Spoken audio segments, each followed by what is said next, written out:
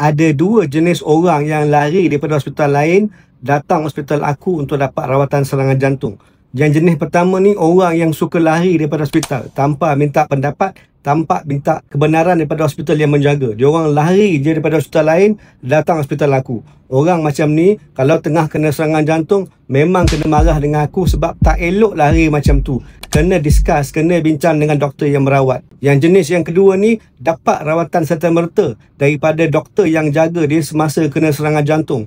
Walaupun hospital tu tak ada pakar jantung, tetapi dia dapat rawatan serangan jantung melalui ubat yang kuat. Berjaya pecahkan darah beku di dalam saluran dengan ubat. Dapat diselamatkan daripada serangan jantung.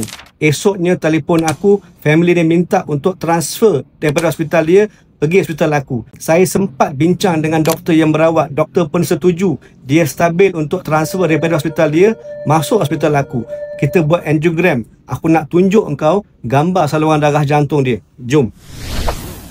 Mamat ni kena serangan jantung dekat hospital berdekatan. Dapat rawat sepenuhnya dengan ubat cair darah. Yang ni adalah gambar saluran darah sebelum rawatan angioplasti dengan stent.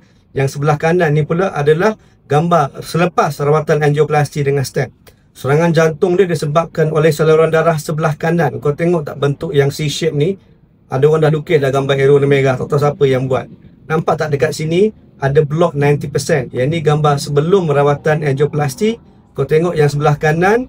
Nampak dah lapang, dah luas. Dulu darah nak turun pun susah. Sekarang ni darah dah turun dengan lancar. Yang ni saluran darah belah kanan. Kebetulan mamat ni ada dua saluran darah blok.